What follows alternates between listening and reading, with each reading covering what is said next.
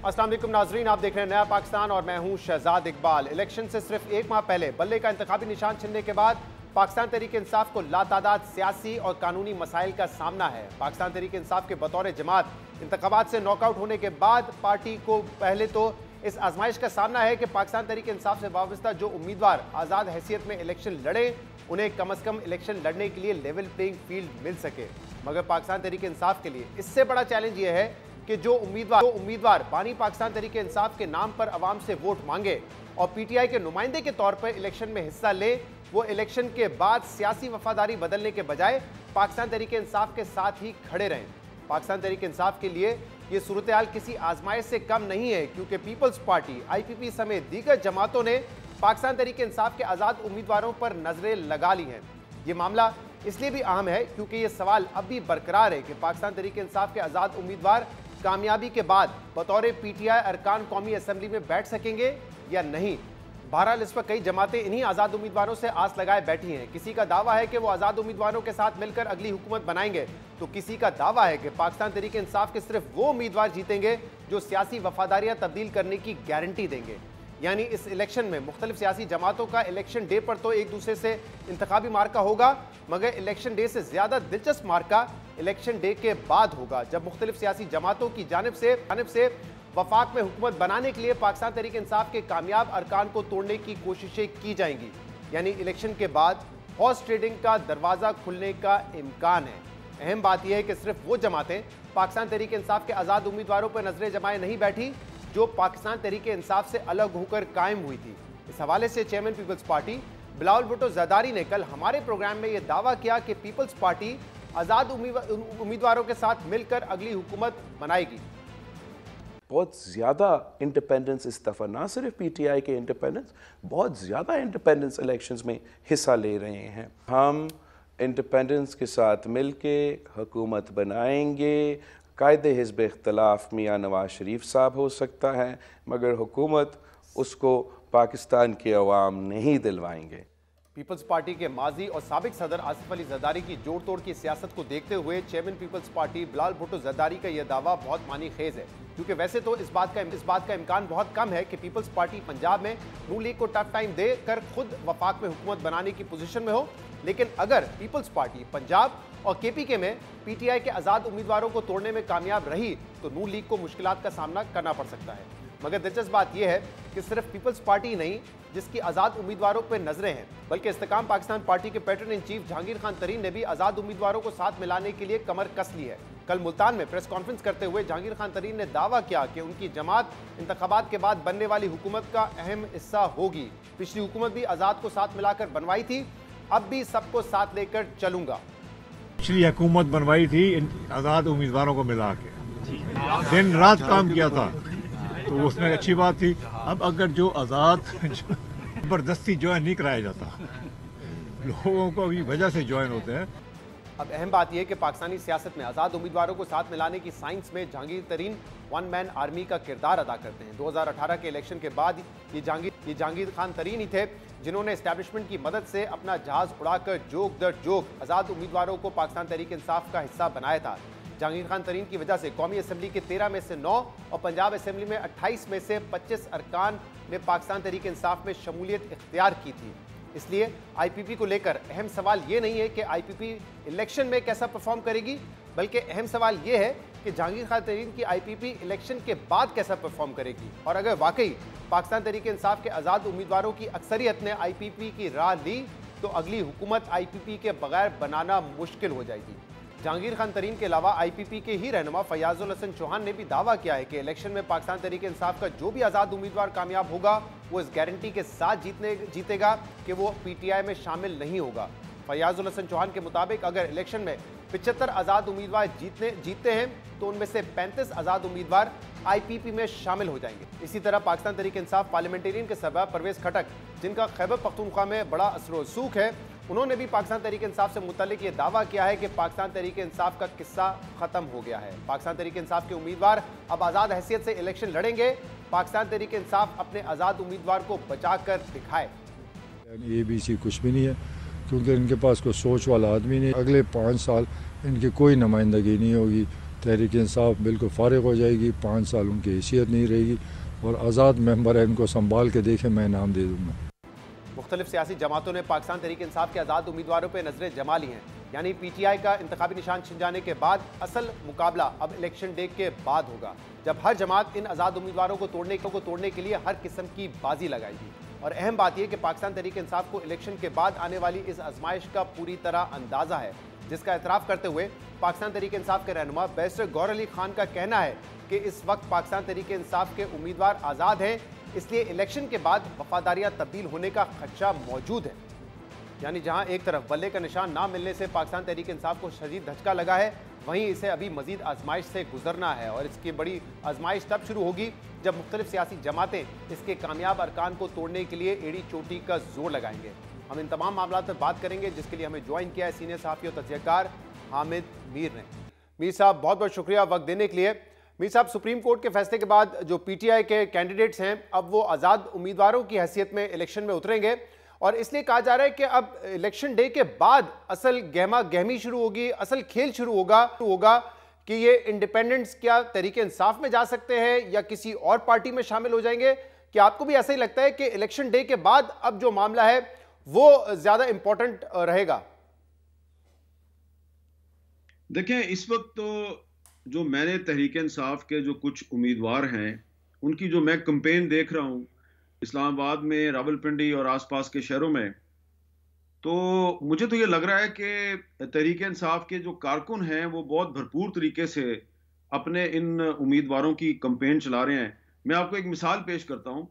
इस्लामाबाद में एक तहरीक इंसाफ के जो उम्मीदवार हैं कौमी असम्बली के हल्का NA46 से, उनको इंतखाबी निशान दिया गया बैंगन।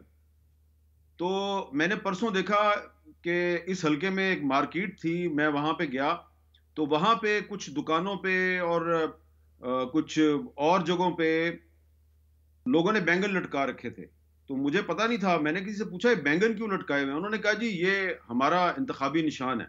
पता चला कि जी तहरीक इंसाफ के जो कैंडिडेट हैं आमिर मुगल साहब, उनको बैंगन का इंतखाबी निशान मिला है। तो कैंपेन जो है वो उनकी PTI चला रही है। इसी तरह रावलपिंडी में भी PTI के उम्मीदवार जो हैं उनकी कैंपेन PTI ही के कारकुन चला रहे हैं। सियालकोट में आप देख लें कि रेहाना इम्तियाज डार साहबा जो हैं उनकी कैंपेन PTI वाले चला रहे हैं। और ये जो इनके PTI वालों के जो सोशल मीडिया पे जो उनके सपोर्टर्स हैं वो अपने इन तमाम जो उम्मीदवार हैं इनको सपोर्ट भी कर रहे हैं और इनका जो इंतखाबी निशान है उसकी पब्लिसिटी भी कर रहे हैं। तो मुझे नहीं लगता कि 8 फरवरी के बाद इतना आसान होगा कि ये तमाम जो पाकिस्तान तहरीक इंसाफ के जो कामयाब उम्मीदवार होंगे वो एक पके हुए फल की तरह किसी दूसरी जमात की झोली में जा गिरेंगे, क्योंकि फिर उसके बाद इन्होंने रहना तो अपने हल्के में ही है ना। तो जो कारकुन और वोटर इनको सपोर्ट कर रहे हैं वो फिर इनकी अकाउंटेबिलिटी करेंगे। इसलिए मुझे लगता है काफी मुश्किल होगा। ये कहना आसान है कि ये आज़ाद उम्मीदवार जो है ये हमारे साथ होंगे, लेकिन ये जो इस वक्त सिचुएशन है वो काफी मुश्किल लगती है। इनको वफादारी तब्दील करने के लिए इनको उठाना पड़ेगा, इन पे मुकदमात कायम करने पड़ेंगे, फेंटी लगानी पड़ेगी। हो सकता है उसके बाद फिर कोई अपनी वफादारी तब्दील कर दे। तो आपको लगता है कि इलेक्शन के बाद भी ये अपनी लॉयल्टी पाकिस्तान तहरीक इंसाफ के साथ ही रखेंगे? लेकिन हामिद साहब, दूसरी तरफ ऑब्वियसली जब एक शख्स को नजर आता है कि मैंने MNA MPA तो बन गया हूँ और अगर मुझे हुकूमती पार्टी की छतरी मिल जाए तो फिर मुझे हल्के के लिए फंड्स भी मिलेंगे, मेरे लिए और भी आसानियां पैदा हो जाएंगी, ये सिलसिला आपको नहीं होता हुआ नजर आ रहा? नहीं, मुझे ये नहीं लग रहा। देखें, कुछ जो पाकिस्तान में हल्के हैं वहाँ पे जो मुस्लिम लीग नून के और जो पीपल्स पार्टी के जो कैंडिडेट्स हैं और IPP के कैंडिडेट्स हैं, उनसे लोग ये तवक्को करते हैं कि जी हमें आपने अपनी हुकूमत के दौर में क्या दिया। और सिंध में पीपल्स पार्टी वालों और पंजाब में मुस्लिम लीग नून वालों से लोग पूछते हैं और अभी भी लोग कह रहे हैं जनाब कि आप हमारे मसले हल करेंगे तो हम आपको वोट देंगे। लेकिन जहां तक तहरीक इंसाफ के जो उम्मीदवार हैं उनको ऐसी कोई सूरत हाल का सामना नहीं है। मैंने 3-4 लोगों से पूछा है कि लोग आपको क्या कहते हैं। वो कहते हैं जी लोग ये कहते हैं कि बस तुमने खड़े रहना है और पार्टी के साथ रहना है, हम तुम्हें वोट भी देंगे और तुम्हें नोट भी देंगे। तो इसलिए मुझे लगता है कि ये मुश्किल होगा। और वैसे भी वो पार्टियां जो ये उम्मीद लगाए बैठी हैं कि तहरीक इंसाफ के जो MNA हैं या MPA हैं ये जीतेंगे और फिर हम इन पे कब्जा कर लेंगे या इनको अगवा कर लेंगे या इनको हाईजैक कर लेंगे। मेरा ख्याल है उन पार्टियों को ये सोचना चाहिए कि कल को ऐसा वक्त उन पे भी आ सकता है। तो हामिद भी साहब, आप बिल्कुल दुरुस्त कह रहे हैं। कल बिलावल भुट्टो ज़रदारी साहब, पीपल्स पार्टी के चेयरमैन, उन्होंने कल हमारे शो में कहा कि इंडिपेंडेंट्स इस मरतबा बड़ी तादाद में जीतेंगे, तहरीक इंसाफ के अलावा भी इंडिपेंडेंट्स जीतेंगे और हम उन पर डिपेंड कर रहे हैं। यानी कि वो अब इस उम्मीद का इजहार कर रहे हैं कि इन आज़ाद उम्मीदवारों के साथ वो हुकूमत बना सकते हैं। केपी में पाकिस्तान तहरीक इंसाफ पार्लियामेंटेरियन के सबरा खटक साहब, वो भी यही दावा कर रहे हैं कि सारे जो आज़ाद हैं केपी में वो मेरे साथ आ जाएंगे, मैं चीफ मिनिस्टर बनूंगा।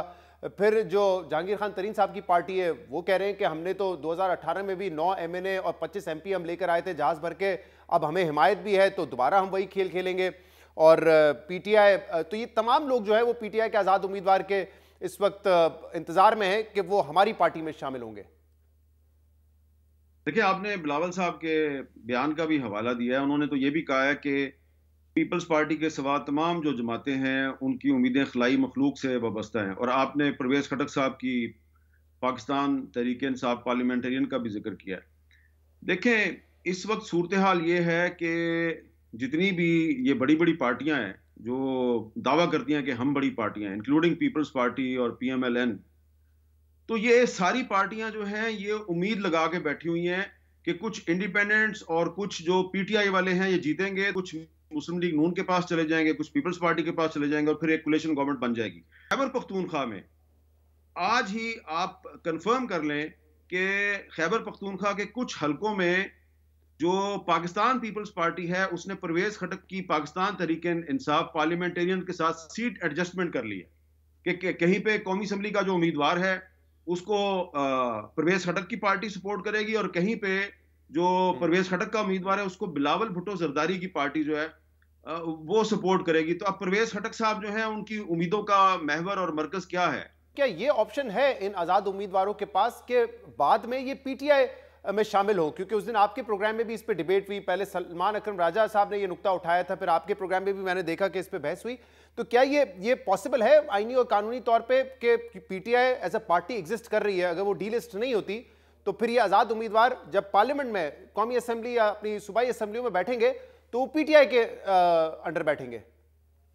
देखिए, मैंने आपको पहले भी बताया, मुझे तहरीक इंसाफ के कुछ ऐसे रहनुमा जो खुद इलेक्शन में नहीं लड़ रहे बल्कि वो कंपेन में शामिल हैं और कुछ वकला के जरिए इमरान खान साहब के साथ राब्ते में हैं, वो उन्होंने बताया है कि हम अपने कुछ उम्मीदवारों से ये तहरीरी तौर पे तो नहीं ले रहे, लेकिन उनसे हमने ज़ुबानी कलामी ये बात कह दी है कि देखें हम आपकी खुल के सपोर्ट कर रहे हैं और बहुत मुश्किल है आप लोगों को सपोर्ट करना, लेकिन इसके बावजूद ये याद रखिए कि अगर आपने अपनी वफादारी तब्दील की तो फिर आपके हल्के में जो है ना वो वर्कर्स आपका एहतसाब करेंगे।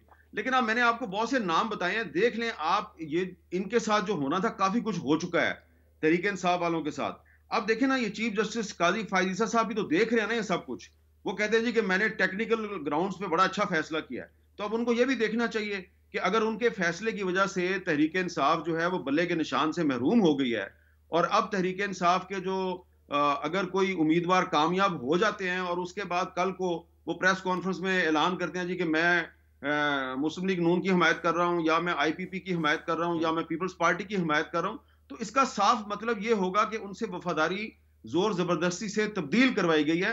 तो मेरा ख्याल है कि फिर उस वक्त काजी फायज़ा साहब जो हैं उनको भी कोई किरदार अदा करना चाहिए, बल्कि उनको इलेक्शन से पहले ऐसा किरदार अदा करना चाहिए कि ये जो कम अज कम तहरीक इंसाफ के जो उम्मीदवार मुख्तलिफ निशानों पर इलेक्शन लड़ रहे हैं, अगर ये जीत जाते हैं तो जीतने के बाद इनसे जबरदस्ती वफादारी तब्दील ना करवाई जाए, क्योंकि कल को यही कहा जाएगा कि टेक्निकल ग्राउंड्स पे अगर इन्होंने वफादारी तब्दील की है तो ये आइन और कानून की खिलाफवर्जी नहीं है। और तो आपको लगता है कि काजी फाइज ईसा साहब चीफ जस्टिस पाकिस्तान इस हवाले से कुछ करेंगे? नहीं, उनको करना चाहिए, इसलिए कि बहुत से जो क्रेडिबल कॉन्स्टिट्यूशनल एक्सपर्ट्स हैं वो उनका जो फैसला है बल्ले का निशान वापस लेने का, वो उनके फैसले से एग्री नहीं करते और उनका ये मौकफ है बहुत से लोगों का जो तनकीद कर रहे हैं कि जी ये जो काजी फायज़ा साहब का फैसला है इससे हॉर्स ट्रेडिंग को फरोग मिलेगा, तो हॉर्स ट्रेडिंग को रोकना जो है वो अब काजी फायज़ा साहब की जिम्मेदारी है। सही। और दूसरी तरफ ये बताइएगा कि जो नून लीग है वो अपनी इंतखाबी मुहिम तो शुरू कर चुकी है, लेकिन हमने देखा 2 रोज पहले हाफिजाबाद में नवाज शरीफ साहब ने जलसा किया, लेकिन कल वो जलसे में नहीं शरीक थे। जो इनका मंशूर आना था अब वो डिले हो गया, वो 27 जनवरी को आएगा। अभी तक वो फुल स्पीड में अपनी इंतखाबी मुहिम इलेक्शन से 2-3 हफ्ते पहले भी नहीं शुरू कर रहे हैं। इसकी वजह आपको क्या नजर आती है? क्या अब उनको लगता है कि रास्ता बड़ा आसान हो गया है, पंजाब की हद तक वो रेस में अकेले दौड़ेंगे, इसलिए ज्यादा मेहनत करने की जरूरत नहीं है, या कोई और वजह हो सकती है इसके पीछे? नहीं, रास्ता उनके लिए बिल्कुल भी आसान नहीं है, इसलिए कि जो इस्तेकाम पाकिस्तान पार्टी के जो लोग हैं वो तो प्राइवेटली ये कह रहे हैं जी कि हमारी बात हो गई है, और ऊपर वाले जो हैं वो हमारे साथ हैं, और वो ये भी कहते हैं कि चीफ मिनिस्टर पंजाब का जो है वो हमारा होगा। तो मेरा ये ख्याल है कि कोई इतना आसान नहीं है, और मुस्लिम लीग नून ने इस्तेकाम पाकिस्तान पार्टी के साथ सीट एडजस्टमेंट भी किया, तो लगता ही है कि इस्तेकाम पाकिस्तान पार्टी जो है वो इलेक्शन के बाद वो तंग करेगी मुस्लिम लीग नून को। लेकिन जहां तक आपके इस सवाल का ताल्लुक है कि नवाज शरीफ साहब जो हैं वो इतने एक्टिव क्यों नजर नहीं आ रहे, इसकी दो वजूहात हैं। पहली तो वजह यह है कि मेरी ये इतला है कि सिर्फ नवाज शरीफ साहब नहीं बल्कि शहबाज शरीफ साहब और मुस्लिम लीग नून के कोई 8-10 जो सीनियर रहनुमा है उनके बारे में सिक्योरिटी एजेंसीज ने ये उनको बताया है कि उन पर हमले का खतरा है। और भी सियासतदान हैं, लेकिन मुस्लिम लीग नून के जो रहनुमा हैं वो जरा ज्यादा उनके बारे में सिक्योरिटी एजेंसी अहमद इकबाल एहसन इकबाल साहब के साहबजादे, उन पर भी हमला हुआ है। अच्छा, और दूसरी बात यह है कि नवाज शरीफ साहब जो हैं वो जोर लगा रहे हैं कि जो मुस्लिम लीग नून का मंशूर है वो मंशूर जो है उसमें कुछ जो पाकिस्तान के बड़े बड़े मसाइल हैं, खास तौर पे जो इकोनॉमिक प्रॉब्लम्स हैं उनका कोई ऐसा सोल्यूशन पेश किया जाए कि जब पढ़े लिखे नौजवान जो हैं वो उनका मंशूर पढ़ें तो उनको वो अपील करे कि हाँ वाकई हमारे पास सोल्यूशन है। इस तरह ना हो कि एक 5-6 पॉइंट या 10 पॉइंट जो है वो आप आवाम के सामने बयान करके कहें जी ये हमारा मंशूर है और हम आपके मसले हल करेंगे। तो इसलिए जो मंशूर कमेटी है वो तैयारी तो उसी वक्त होती है जब आपको पक्का पता होता है कि मैंने हुकूमत में आना है और फिर डिलीवर करना है। चलें, अच्छी बात है अगर नवाज शरीफ साहब को पक्का पता है कि उन्होंने ही हुकूमत में आना है, तो अगर वो हुकूमत में आने से पहले हमें कोई प्रोग्राम दे देते हैं कि पाकिस्तान की इकोनॉमी को रिवाइव कैसे किया जाएगा तो अच्छी बात है, क्योंकि उसका फायदा ये होगा कि कल को मैं और आप जो हैं वो जो उनका मंशूर होगा उसको सामने रख के 6 महीने बाद 1 साल के बाद हम उनसे सवाल करेंगे और पूछेंगे, बताएंगे जी ये आपने अभी तक ये काम क्यों नहीं किए। इसी तरह जैसे कि हम इमरान खान साहब से 6 महीने बाद साल बाद ये पूछते थे और वो नाराज हो जाते थे, लेकिन मुझे उम्मीद है कि नवाज शरीफ साहब नाराज नहीं होंगे। सही। और कल इमरान खान साहब ने भी साफियों से गुफ्तगू की अपने जब केस के ट्रायल के हवाले से, तो उन्होंने कहा कि मैं 19 माह से, मैं एक सियासी शख्स हूँ, 19 माह से मैं कोशिश कर रहा हूँ कि राब्ते कर रहा हूँ, बातचीत करूँ। क्या आपको लगता है इमरान खान साहब के बयान दुरुस्त है? क्योंकि उससे पहले तो वो ये कहते रहे कि मुझे बातचीत नहीं करनी, सुप्रीम कोर्ट के फोरम की जानिब से जब इलेक्शन की डेट के हवाले से भी बात करने का कहा गया तो उस पर इत्तेफाक जब नहीं हुआ तो इमरान खान साहब ने बातचीत खत्म कर दी। और अब वो ये भी कह रहे हैं कि उस वक्त पीडीएम जमातें जो थी उन्होंने बातचीत खत्म की थी, डायलॉग खत्म किए थे, क्योंकि वो चाहते थे कि चीफ जस्टिस बंदियाल के दौर में इलेक्शन ना हो सके। नहीं, ये मैं इमरान खान साहब की इस राय से इत्तेफाक नहीं करता, क्योंकि मेरे इल्म में है कि मई 2022 में जो शहबाज शरीफ साहब हैं अभी उनको वजीर आज़म बने हुए चंद हफ्ते हुए थे, तो वो कौमी असम्बली तोड़कर इलेक्शन करवाने के लिए राजी हो चुके थे, और पीपल्स पार्टी और जेयूआई जो है वो उनके इस फैसले की हमायत नहीं कर रही थी। लेकिन इमरान खान साहब ने 25 मई को इस्लामाबाद की तरफ लॉन्ग मार्च का ऐलान कर दिया, कहा कि मैं चढ़ाई करूंगा। हालांकि इमरान खान को पता लग गया था कि शहबाज शरीफ साहब असम्बली तोड़ने पे राजी हो गए हैं, तो इमरान खान साहब ने पॉइंट स्कोरिंग करने की कोशिश की, एक ऐसा तासुर देने की कोशिश की कि शायद ये मेरे लॉन्ग मार्च की कॉल के प्रेशर में आके शहबाज शरीफ साहब जो हैं असम्बली तोड़ रहे हैं। तो जब उन्होंने वो ऐलान कर दिया लॉन्ग मार्च का तो शहबाज शरीफ साहब भी बैकआउट कर गए। उन्होंने फिर कहा कि हम भी असम्बली नहीं तोड़ते। उसके बाद दोबारा फिर जब बातचीत शुरू हुई तो उसमें भी जो तहरीक इंसाफ है उसने बैकआउट किया था। उन मुज़ाकरात में जो तहरीक इंसाफ की तरफ से जो रहनुमा शामिल थे उन्होंने हमें ये बताया कि मुस्लिम लीग नून वाले जो हैं वो राजी हो चुके थे, तमाम पॉइंट मान चुके थे, लेकिन जब हमने इमरान खान से पूछा तो उन्होंने कहा कि नहीं, ये अभी आप मुज़ाकरात से निकल जाएं। तो और दूसरी बात यह है कि मुझे अच्छी तरह याद है कि जब आसिम मुनीर साहब आर्मी चीफ बन गए थे तो उसके कुछ दिनों के बाद इमरान खान साहब ने ये स्टेटमेंट दिया था। उन्होंने सहाफ़ियों से बात की थी, उस वक्त वो आज़ाद थे, वो गिरफ्तार नहीं थे। उन्होंने कहा था मैं तो चाहता हूं कि मेरे से बातचीत की जाए, लेकिन मेरे से बातचीत नहीं की जा रही। इसके अलावा मुझे ये भी पता है, ज़ाती तौर पर मुझे पता है कि इमरान खान साहब के एक बहुत जो करीबी साथी हैं उन्होंने ISI के एक सीनियर अफसर जो हैं जिनका नाम इमरान खान साहब ने बाद में बड़े तज़ीक अमेज़ अंदाज में लेना शुरू कर दिया था, तो उसने, इमरान खान साहब के साथी ने उसके साथ पहले एक मुलाकात की और फिर कोशिश की कि उसकी मुलाकात इमरान खान से हो जाए, लेकिन उन्होंने इमरान खान साहब को मिलने से इनकार कर दिया। तो खान साहब ने कोशिश पूरी की कि उनकी बात बन जाए इस्टेब्लिशमेंट के साथ, लेकिन उनकी बात नहीं बनी। लिहाजा हम ये कह सकते हैं कि आज अगर मुस्लिम लीग नून और पीपल्स पार्टी जो है वो उसके बारे में तासुर है कि वो एस्टेब्लिशमेंट के साथ हैं, तो उसकी वजह यह है कि एस्टेब्लिशमेंट जो है वो उनको इंगेज करने के लिए तैयार है। लेकिन अगर एस्टेब्लिशमेंट पीटीआई को भी इंगेज करने के लिए तैयार हो जाए तो पीटीआई को इसमें कोई प्रॉब्लम नहीं होगी। हो सकता है पीटीआई के वर्कर को, सपोर्टर को प्रॉब्लम हो, लेकिन कम से कम इमरान खान को कोई प्रॉब्लम नहीं है। वो तो अभी भी एंगेजमेंट करना चाहते हैं, लेकिन एस्टेब्लिशमेंट एंगेजमेंट नहीं चाहती। सही। और कल उन्होंने ये भी कहा कि एक्सटेंशन देना भी बाजवा साहब को मेरी गलती थी। आपके ख्याल में क्या ये किसी सियासतदान ने आखिरी मर्तबा इस तरह का फैसला किया है और आखिरी मर्तबा उस पर पछतावे का इजहार किया है? देखें, कम से कम इमरान खान में इतनी इखलाकी जुर्रत तो नजर आ रही है ना कि उन्होंने एक गलती की तो उस गलती का वो आज एतराफ कर रहे हैं। जब जनरल बाजवा को मुस्लिम लीग नून, पीपल्स पार्टी, तहरीक इंसाफ, ये सारी पार्टियां मिलकर एक्सटेंशन दे रही थी, तो उस वक्त जब हमने इसको कहा था कि ये फैसला गलत है, तो इन तीनों ये पार्टियों ने हम पे तनकीद की थी। और सबसे ज्यादा नाराज कौन हुए थे? इमरान खान और तहरीक इंसाफ वाले बहुत नाराज हुए थे कि जी आपका क्या प्रॉब्लम है जनरल बाजवा के साथ, क्योंकि वो तो हमारे बाप की जगह पे हैं। ये भी कहा था इन्होंने कि वो तो हमारी बाप की जगह पे हैं। तो आज इमरान खान साहब जो है उनको एहसास हो गया है कि आर्मी चीफ को एक्सटेंशन देना गलत था। तो मैं तो ये समझता हूं कि उन्होंने इखलाकी जुर्रत का मुजाहरा किया है, लेकिन ऐसी ही इखलाकी जुर्रत का मुजाहरा जो है वो मुस्लिम लीग नून को और पीपल्स पार्टी को भी करना चाहिए, लेकिन आप देख लीजिएगा वो नहीं करेंगे। बहुत बहुत शुक्रिया, बहुत बहुत शुक्रिया। सीनियर सहाफ़ी हामिद मीर साहब हमारे साथ मौजूद थे। प्रोग्राम में एक ब्रेक शामिल करेंगे, उसके बाद हम मजीद बात करेंगे। हमारे साथ रहिएगा।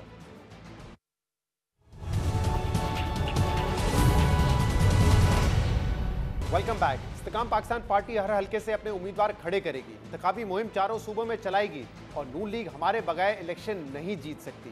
पाकिस्तान तहरीक इंसाफ छोड़कर इस्तेकाम पाकिस्तान पार्टी के रहनुमाओं के कुछ अरसे पहले तक ये दावे थे, मगर अब जब इंतखाबात में सिर्फ 3 हफ्ते से भी कम का वक्त रह गया है तो IPP को इंतखाबी सियासत में शदीद मुश्किलात का सामना है।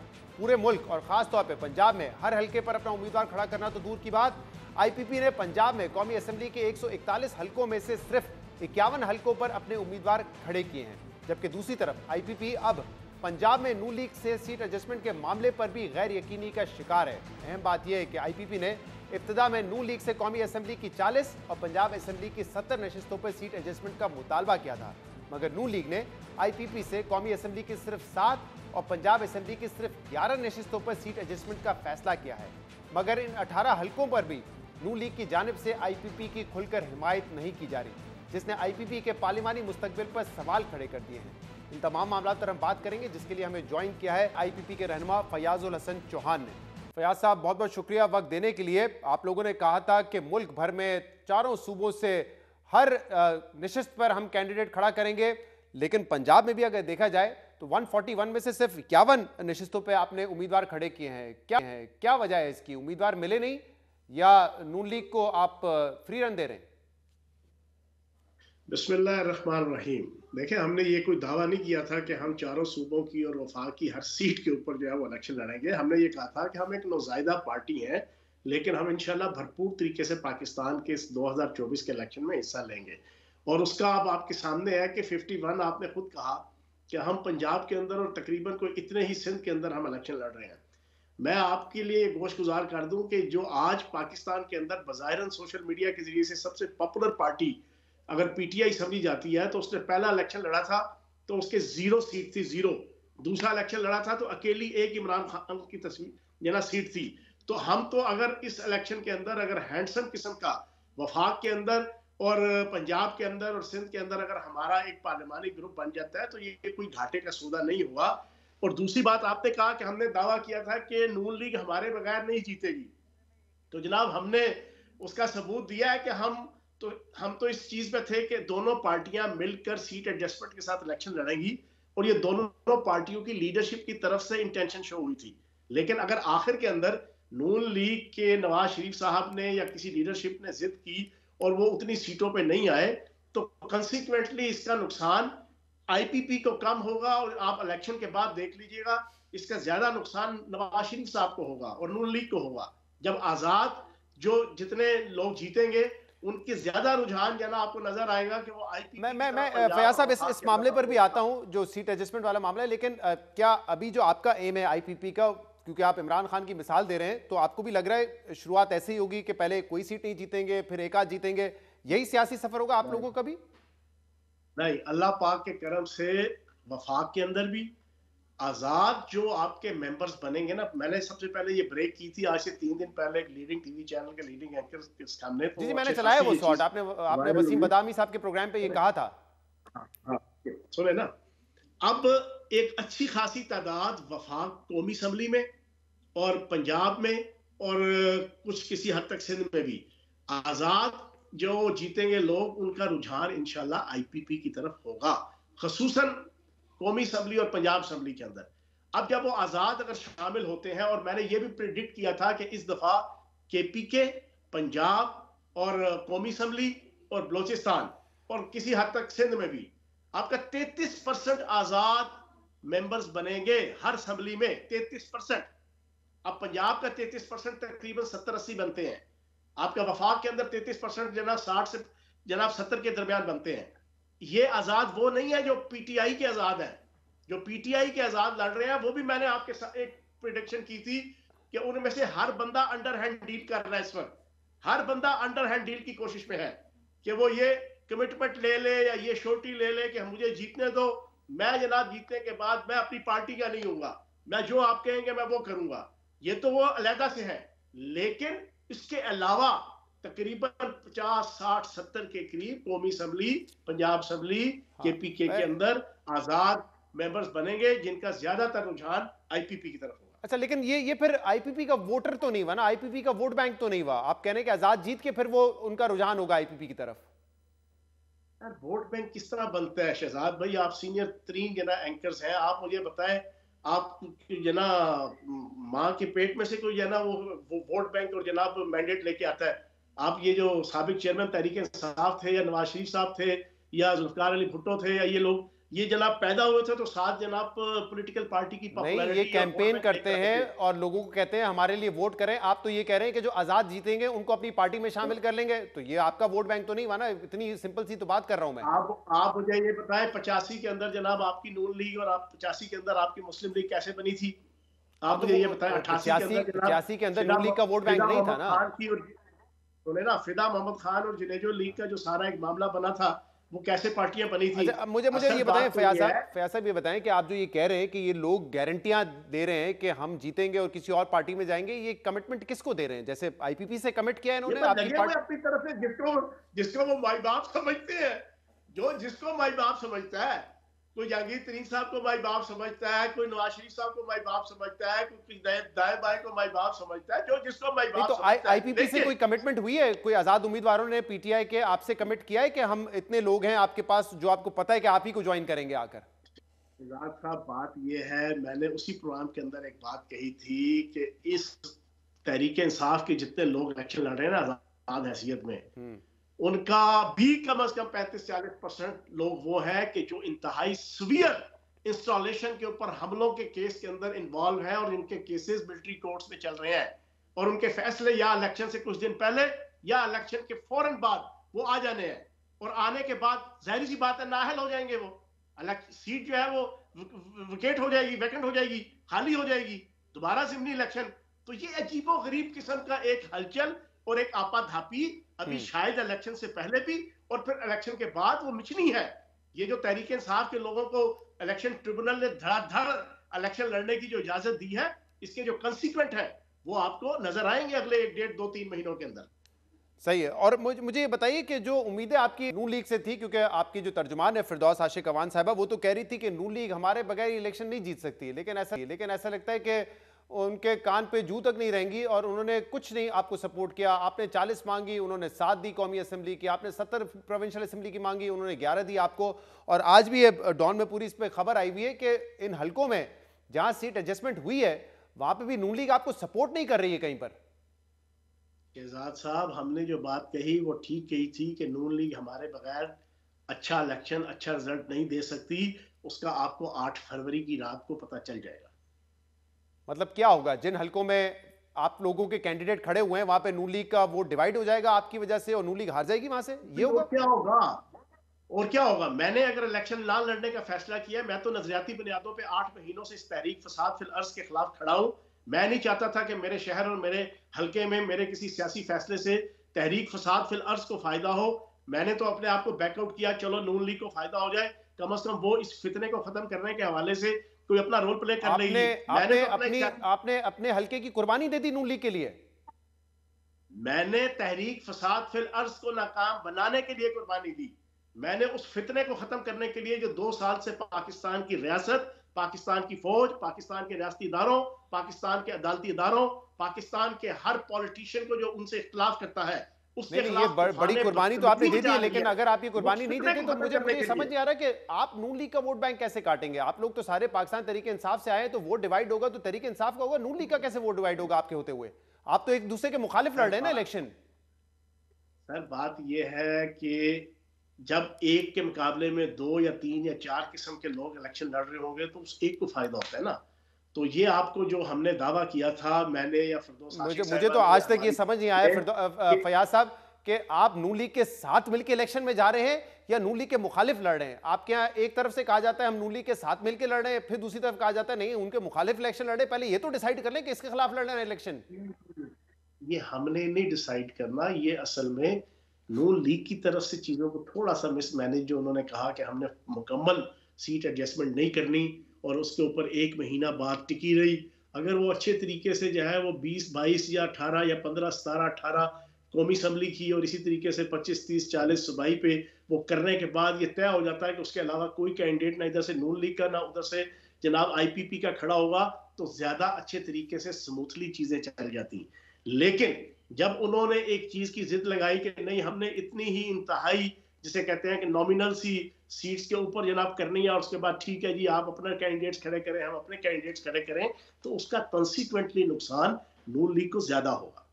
लेकिन वो भी आप नहीं कर सके ना, आपने सिर्फ 51 सीटों पे पंजाब में अपने लोग खड़े किए हैं।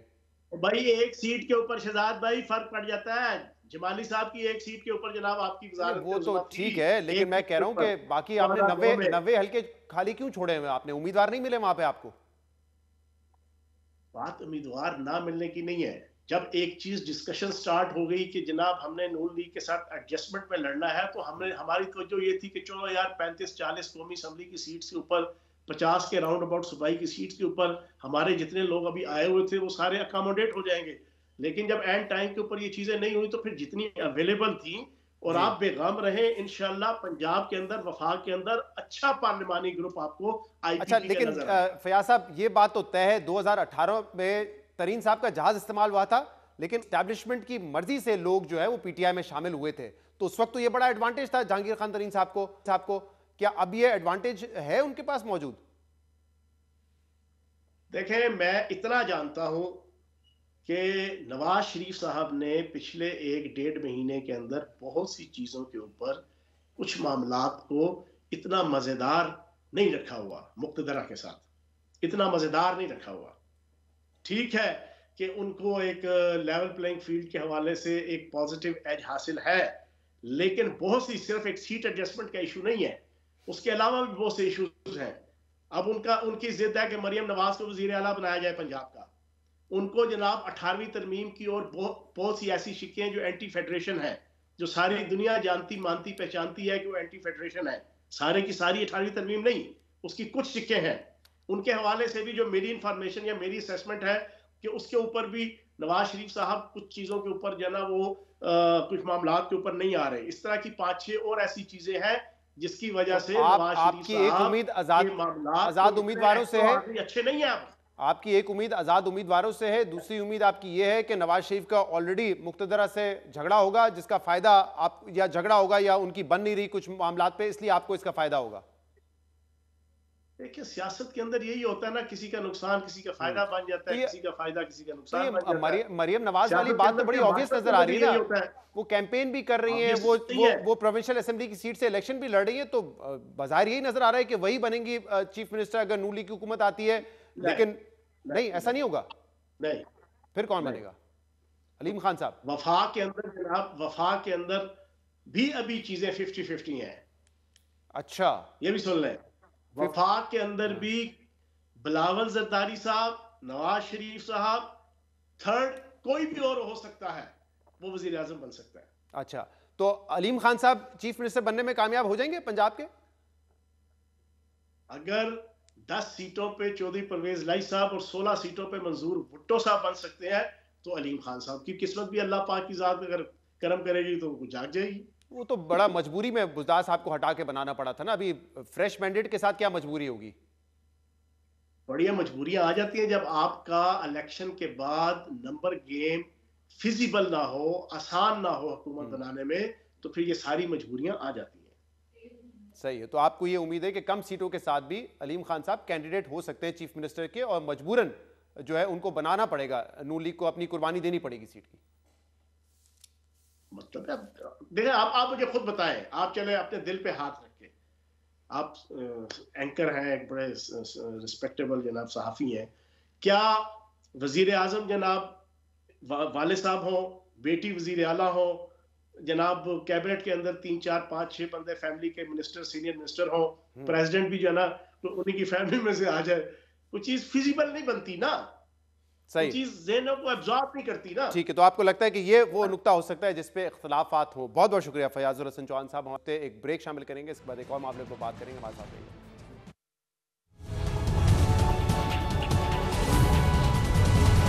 Welcome back. सुप्रीम कोर्ट की जानिब से पाकिस्तान तहरीक इंसाफ का इंतखाबी निशान बल्ला वापस लेने के फैसले के बाद सुप्रीम कोर्ट के फैसले पर मुख्तलिफ हलकों की जानिब से तनकीद हो रही है।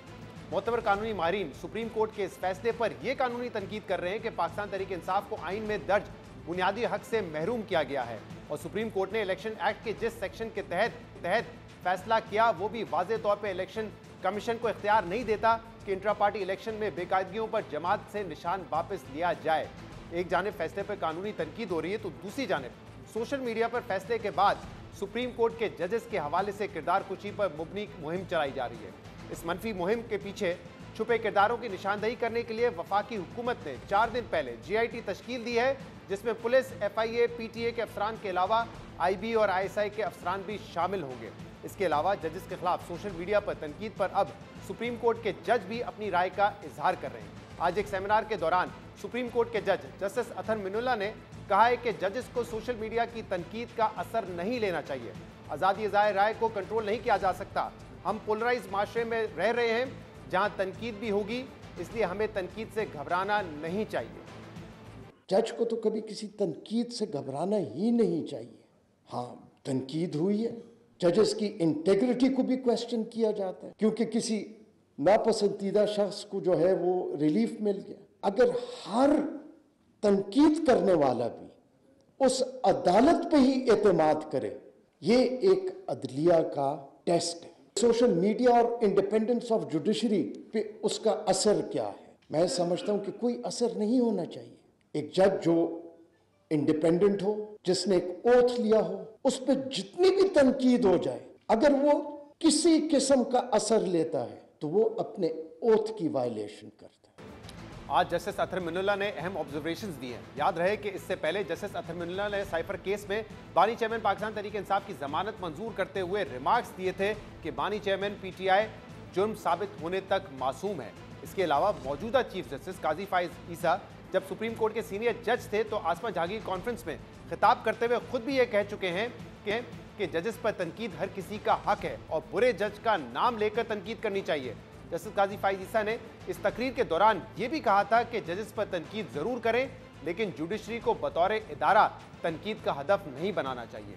एक तरफ सुप्रीम कोर्ट के जजेस के खिलाफ तनकीद और किरदारकुशी की मुहिम पर GIT तश्कील दी जा चुकी है, तो दूसरी जानिब सुप्रीम कोर्ट के जजेस खुद ये कह रहे हैं कि आज़ादी इज़हार राय को कंट्रोल नहीं किया जा सकता। जस्टिस अथर मिनुल्ला की जानिब से अहम बयान पर हम बात करेंगे, जिसके लिए हमारे साथ मौजूद हैं सीनियर कोर्ट रिपोर्टर हसनात मलिक। हसनात साहब, बहुत बहुत शुक्रिया वक्त देने के लिए। हमने देखा जब सुप्रीम कोर्ट का फैसला आया, PTI से सिंबल ले लिया गया, तो उसके बाद कानूनी तनकीद तो हो रही थी, लेकिन सोशल मीडिया पे बड़ी मनफी और किरदारकुशी हो रही थी जजेस की, और फिर हुकूमत ने ये GIT भी बनाई है। तो आज जो जस्टिस अथर मिनुल्ला साहब का बयान सामने आया है, क्या इसी तनाजुर में उसको आप देख रहे हैं? जी बिल्कुल।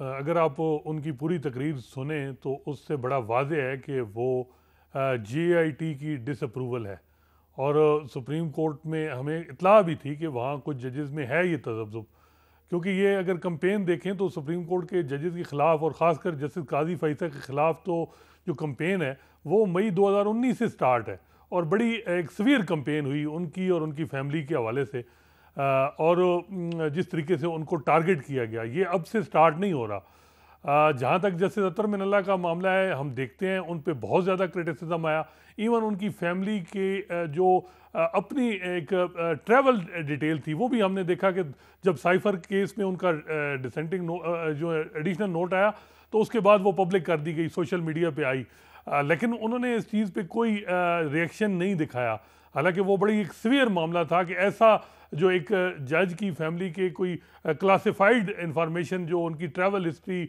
या उनका बायोडाटा वो कैसे आ गया है सारा कुछ।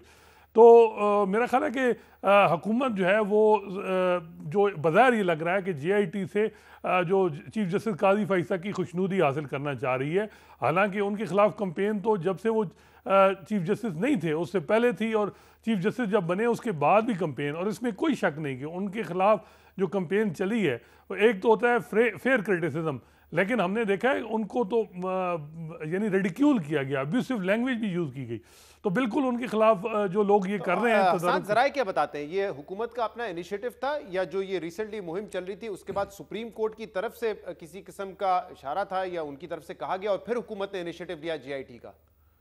देखिए, इस वक्त अगर देखा जाए तो सुप्रीम कोर्ट में जो ड्राइविंग सीट पे जजेस बैठे हैं वो और सुपीरियर बार और हुकूमत जो है वो एक पेज पे ही हैं। हमने देखा कि सुबह सुप्रीम कोर्ट बार और पाकिस्तान बार कौंसिल एक डिमांड करती है और उसके 2-3 घंटे बाद GIT का नोटिफिकेशन हो जाता है। तो इससे पहले भी हमें इतला थी कि सुप्रीम कोर्ट के अंदर भी कुछ वर्किंग हुई, लेकिन इस हवाले से कोई बात जो है वो कंक्रीट सामने नहीं आई। लेकिन मेरा ख्याल है कि माजी में भी हमें देखना होगा कि ये जो तनकीद है एक तो फेयर क्रिटिसिज्म है, लेकिन जो एक कंपेन है ये तो कंपेन हर जमात ने चलाई है, और कुछ अगर आप देखें तो जब किसी इदारे के ख़िलाफ़ भी कोई ताकतवर के फैसला आया तो उन्होंने भी चलाई है। इसका तो अगर आप 10 साल में देखें कि किन किन जजेस को और किस वजह से टारगेट किया गया, और अभी भी आप देखें कुछ जजेस हाई कोर्ट के हैं उनके हवाले से जो चीज़ें टिकर चलवाए गए ये वो, तो ये एक बात सिर्फ इस फैसले की नहीं है। और इस फैसले की जो जहाँ तक बात है इसमें तो मुझे लग रहा है कि जो PTI का वाटर स्पोर्टर है वो तो मायूस हो गया है, उसने उस तरह कंपेन नहीं चलाई जो पहले उन जस्टिस काजी फैसल के खिलाफ वो चलाते रहे, क्योंकि उस वक्त तो उनके साथ रियासती इदारों की भी हिमायत हासिल थी। तो मेरा ख्याल है कि GIT की आज जस्टिस अतर मिनल्ला की तकरीर के बाद अब हैसियत कोई ऐसा नहीं रही। बहुत बहुत शुक्रिया। साद मलिक बता रहे थे कि जो आज तकरीर थी जस्टिस अतर मिनल्ला की वो GIT की डिसअप्रूवल थी। तनकीद हर किसी का हक है, जजमेंट आने के बाद उस पर भी कानूनी तनकीद हो सकती है, लेकिन गुरेज करना चाहिए। जो मनफी प्रोपेगेंडा होता है, किरदार खुशी जजेस की जाती है, उससे हम सबको गुरेज करना चाहिए। आज के प्रोग्राम में इतना ही। शो से इजाज़त दीजिए। अल्लाह हाफ़िज़।